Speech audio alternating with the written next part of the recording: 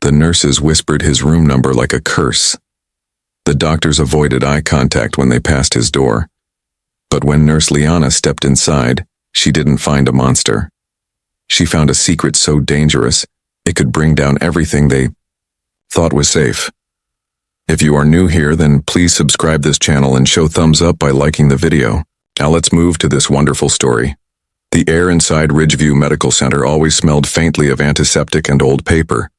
Under the flickering hallway lights, Nurse Liana Brooks walked quietly, her sneakers making soft taps on the waxed floor. It was her first week on the 3rd floor, and already she noticed something strange. Every time she passed room 9, the hallway seemed to fall silent. Nurses who had been laughing moments before would look away. Some would even cross themselves. No one ever went inside. Liana had asked one of the senior nurses, Marcy, about it on her first day. Marcy had just shaken her head. "You don't want to get involved," she said. "He's not safe." But Liana wasn't one to follow whispers. She had grown up with her grandfather, a quiet man who believed that no one was too far gone to deserve kindness. He used to say, "The ones people fear the most are often the ones who need help the most." That morning, Liana checked her list. Room 9 was hers now. Her fingers paused over the name. John Callan. No age listed. No diagnosis. Just a red warning label beside it. "Handle with caution." She stared at the closed door for a moment. The blinds were drawn, and the window on the door showed nothing but dim shadows. A red sign was taped across it. Contact isolation. She pulled on gloves, tied her gown, and fixed the mask over her nose and mouth. She was ready. As she opened the door, a wave of stillness met her. The room was quiet except for the steady beep of a heart monitor. On the bed lay a figure wrapped in bandages. His face was covered except for his eyes. They were dark, watchful, and alert. Liana stepped inside slowly, her heart steady. "Good morning," she said gently, her voice calm. "My name is Liana. I'll be taking care of you today." No answer. The man's gaze followed her as she moved around the bed, checking his lines, adjusting his blanket. She noticed how clean the room was. No flowers, no cards, no sign that anyone had visited. She sat down for a moment beside him. "You don't have to talk," she continued. "I just want you to know you're not alone." There was a long silence. Then, very faintly, his eyes softened. Just a little, like he had heard her, even if he said nothing. After a few minutes, Liana stood up and walked to the door. Before she left, she paused and looked back. He was still watching her, still silent, but something had shifted. Outside the room, Marcy stood waiting. Her eyes widened. "You went in?" she whispered. "Liana, he's not like the others." Liana peeled off her gloves carefully. "Maybe not," she said quietly. "But I am." The whispers followed her down the hall for the rest of the day. People stared. Someone even left a pair of extra gloves on her desk with a note that said, "For your own safety." She crumpled the note and tossed it in the bin. That evening, as she finished her shift, something pulled her back to room 9. She paused outside the door, then stepped inside one more time. He was awake. The room was dim, shadows dancing on the wall. She brought in a small lamp and turned it on, letting the warm light fill the space. "I thought you might like something quieter than those bright overhead lights," she said. Again, he said nothing, but she noticed the way his eyes followed the soft glow. It was the smallest thing, but it meant something. She stayed just a few more minutes, humming softly while she checked his chart. When she left, she didn't feel fear. She felt curiosity. Later, in the staff room, she opened the thin file marked John Callan. Her fingers flipped through the pages. No ID, no family contact, no medical records before his arrival, just a single line. Admitted after an unknown accident. Unstable behavior. Monitor closely. It didn't make sense. Liana frowned. She had seen unstable patients before, people who shouted, cried, lashed out. But this man, he had barely moved, barely spoken. What was the real story? She closed the file and leaned back in her chair. Outside, the rain tapped gently against the windows. The hospital never really slept, and neither did the thoughts racing through her mind. There was more to the man in room 9. She felt it in her bones, and Liana Brooks had never been the kind of nurse to walk away from someone just because others were afraid. Not then, not now. The next morning, Nurse Liana Brooks stepped off the elevator with a quiet determination. Room 9 was already on her mind. All night she had thought about the man with the bandaged face and guarded eyes. Something about him didn't sit right with her, not because she feared him, but because she didn't. The hospital moved around her like clockwork. Nurses checked vitals. Doctors scribbled notes.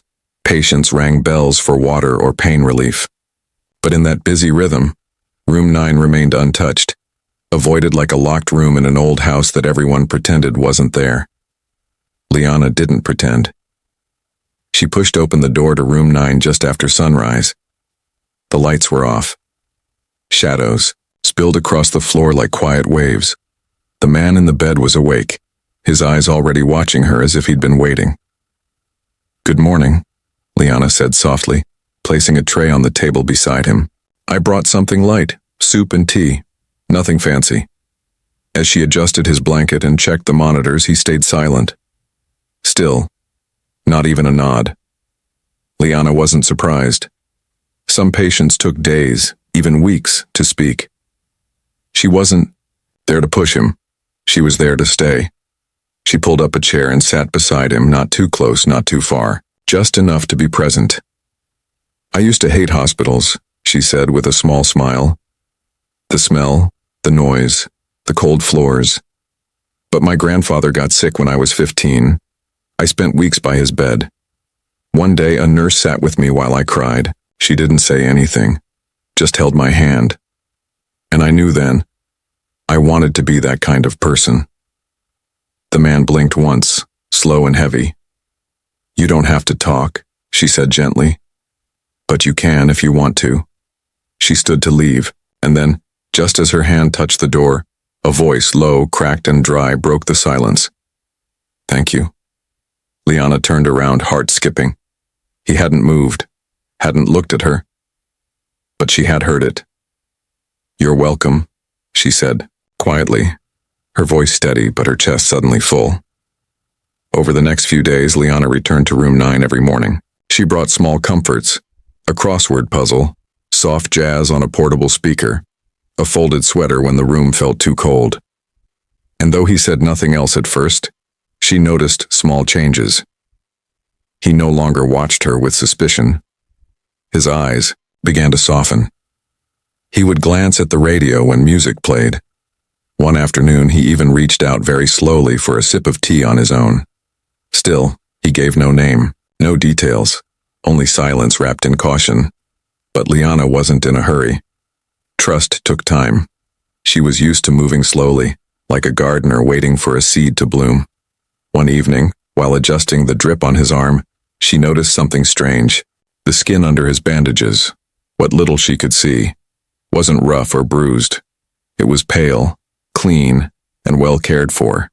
His nails were trimmed, his hands steady, though thin. Nothing about him matched the rumors she had heard. As she stepped out of the room, her thoughts swirled. Back in the lounge, she sat with a cup of lukewarm coffee and reopened his file, the same file that had barely a page of information. "You really are curious, huh?" Nurse Simon asked, sitting across from her. "More like confused," Liana replied. "His file is almost empty." Simon shook his head. "They say he was transferred from another hospital, got violent, attacked a nurse. But did anyone see that happen?" she asked. Simon shrugged. "Does it matter?" "It does to me," she said quietly. That night, Liana couldn't sleep. Instead, she found herself searching the internet for anything she could find. Nothing came up. No missing persons with his description. No news stories about hospital attacks. Nothing. The next morning, as she changed his sheets, the man looked at her and said something that made her blood go cold. "Don't stay too long. It's not safe." His voice was rougher today, but clearer. His eyes didn't waver. Liana froze for a moment. "Why?" she asked gently. He didn't answer, just looked away, the warning hanging in the air like smoke. Later that day, while walking past the nurse's station, she overheard a conversation. "Did you see her in there again?" "Every day. She's crazy. He's probably some escaped prisoner or spy or something." Liana kept walking, pretending not to hear. But inside, her heart was racing, not from fear, but from a growing sense that she was standing on the edge of something much bigger than she understood. That evening, she brought in a book of poetry and read aloud to him, while the machines beeped softly in the background. "We all wear masks," she read. "Some to hide pain, some to hide power." He didn't speak, but when she closed the book, he whispered again, "I didn't want to be found." She looked up. "Why not?" His eyes stayed on the ceiling. "Because they'll come again. And this time, they won't miss." Liana leaned back slowly. She didn't know who they were. Not yet. But she knew this. Whoever he was, whatever he was hiding, she was the only person who had bothered to see him. And she wasn't walking away. The rain tapped gently on the windows as Nurse Liana Brooks sat in the hospital library, her fingers moving slowly over her phone screen. She typed in the words she had memorized from the tattoo on the man's arm. 2 lions facing a shield, a golden crown above them. The design had stayed in her mind since the day she spotted it under the edge of his bandage. It wasn't like the tattoos she had seen before. It wasn't messy or rough. It was clean, detailed, and precise. Something old. Something important. Hundreds of images filled the screen, but one made her stop. It was a news article from almost a year ago. The headline read, "Kieran Dalhart presumed dead after boating accident. Body not recovered." Liana leaned closer. In the corner of the article was a photo of the Dalhart family crest. 2 lions, a shield, and a gold crown. It was exactly the same. She clicked the article and began to read. Kieran Dalhart had been a rising figure in the medical world. He came from a wealthy family, known for their hospitals and private clinics. He was young, smart, and had made enemies for speaking out against corruption in his family's business. Then, one summer evening, his boat was found drifting near the coast. No body, no sign of struggle, only silence. Officials had called it an accident. Others whispered about betrayal. Liana's heart raced. Could the man in room 9 be Kieran Dalhart? If it was true, he wasn't just hiding. He had been erased. The next morning, she entered his room as usual. He looked at her with calm, tired eyes. She placed a tray down, then sat beside him, her fingers resting on a small tablet in her pocket. After a moment, she pulled it out and turned the screen toward him. The same article glowed under the hospital lights. "Is this you?" she asked. Softly, he looked at the screen, then closed his eyes. Not to hide, not to deny, but like a man who had been waiting for this moment. "Yes," he whispered. Liana sat still, the air between them thick with unspoken truth. "They said you were dead," she said. "They wanted me to be," he replied, voice barely above a breath. "My uncle and a few board members, and they were stealing. Using fake patient records to move money, I found out. They told me to stay quiet or take the blame." He paused, the words heavy. "When I refused, they planned the accident, paid the right people, made it look clean." Liana's throat tightened. "But you survived." He nodded slowly. "I swam, barely made it. A friend helped me disappear, but they found me again, poisoned me. I ended up here. Someone thought I was a vagrant. I had no ID. They left me with no name." She stared at him, the pieces clicking into place. His knowledge of medicine, his quiet warnings, the way he had faded into silence. It had all been survival. "Why didn't you tell anyone?" she asked. He looked at her with tired, wounded eyes. Who would believe a man the world already buried? She didn't answer right away. She reached for his hand instead. His fingers were cold, thin and shaking, but he didn't pull away. "I believe you," she said quietly. That night, Liana didn't go home right away. She found a quiet corner in the hospital's back office and logged into a restricted system. She knew it was a risk. If anyone saw her looking into records without reason, she could lose her job. But she had to know more. She searched for the name Kieran Dahlhart. The hospital system had no patient record under that name, not even in the archives. Then she searched Room 9's file. It was nearly blank. Only a line about arrival after collapsing near a bus station. No ID. No emergency contact. No insurance. It was like someone had made sure he disappeared completely. Her hands shook as she logged off. The next day, she returned to his room, but not as a nurse. She came as a friend. "We need to get you out of here," she said. "It's only a matter of time before someone connects the dots, and if they do, they'll finish what they started," he said quietly. She nodded.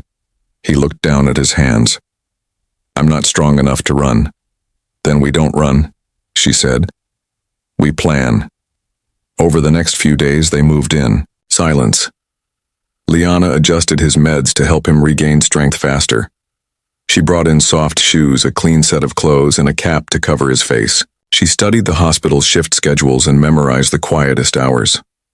Meanwhile, Kieran whispered names, dates, account numbers, places where documents were hidden. He hadn't just survived. He had gathered proof. And it was all still out there, waiting. One evening, as she helped him sit up longer than before, he looked at her and asked, "Why are you doing this? You barely know me." Liana smiled softly. "Maybe, but I know what it feels like to be forgotten." The shadows outside the hospital grew longer. The air felt heavier. Something was coming. But for the first time, they weren't afraid. They had each other. And the truth, the hospital hallway was quiet. The night shift had settled in, and the only sounds were the soft hum of machines and the distant roll of a cart. Nurse Liana Brooks stood outside Room 9, her heart beating steadily, but strong. Inside, Kieran sat upright in the bed. He wore plain clothes now, sweatpants, a long-sleeve shirt, and a cap that hid most of his face. The hospital gown was folded neatly on the chair. He looked tired but determined. "Are you ready?" Liana asked softly. "As ready as I'll ever be," Kieran replied, his voice still weak but sure. Liana nodded and pushed an empty hospital bed into the room. She helped Kieran lie down and pulled the blanket up over him. Only his eyes remained visible. To anyone passing by, he would look like any other sleeping patient. Liana clipped a fake chart to the bed and adjusted a portable monitor that beeped quietly. Everything had to look real. They had planned this carefully. Liana had memorized the route, studied the cameras, and timed the quietest hour. The only thing left now was courage. As she pushed the bed through the hallway, she nodded at a security guard near the nurse's station. "Late night scan," she said calmly, holding up the chart. The guard barely looked up. "All clear?" "All clear," she replied with a steady smile. They moved through the side hallways, past the break room, and down to the back corridor that led to the loading dock. Her badge would get them through the door. At least that was the hope. Halfway down the hallway, a voice called out behind them. "Hey, where are you taking that patient?" Liana's heart jumped. She turned to see a younger security guard stepping out of a side room holding a clipboard. "Imaging," she answered quickly. "Dr. Fern sent the order. Paperwork's at the front desk." The guard hesitated, eyes flicking between her and the patient.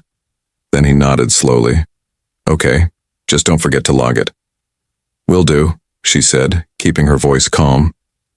Soon as he disappeared, she moved faster, turning the last corner and swiping her badge at the rear door. It clicked open with a soft beep. Cool night air rushed in.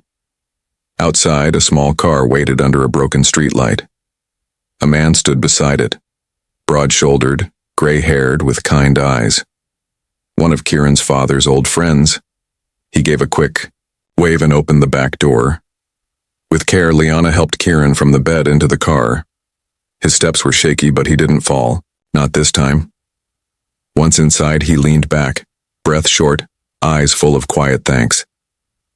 "You didn't have to do this," he said. "I know," she answered. "But I did anyway." The car pulled away, disappearing into the early morning mist. Liana didn't return to the hospital right away. Instead, she walked for a while, her hands deep in her coat pockets, the city quiet around her. The streets were still. The sky was just starting to turn pale. They weren't safe yet. Kieran still needed time to heal, and the truth he carried still needed to be shared, but they had made it this far. In the days that followed, Liana stayed in contact through an old phone they had used only once. Kieran and his allies gathered the final pieces: records, documents, names of people who had helped hide the truth. All of it was handed over to a trusted reporter. The story broke across every major news outlet. Headlines filled with words like fraud, cover-up, and betrayal. The people who tried to erase Kieran were arrested. The hospital board resigned, and Kieran Dalhart was declared alive. His name cleared, but Liana's name was never mentioned. That's how she wanted it. When Kieran offered her anything, money, a new job, even a clinic of her own, she shook her head with a soft smile. "Places here," she said.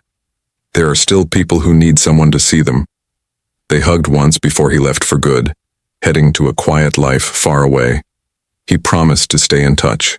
She believed he would. Weeks later, Liana stood outside Ridgeview Medical Center under a tall tree as the wind brushed gently through the leaves. She watched the sky brighten, soft light stretching across the rooftops.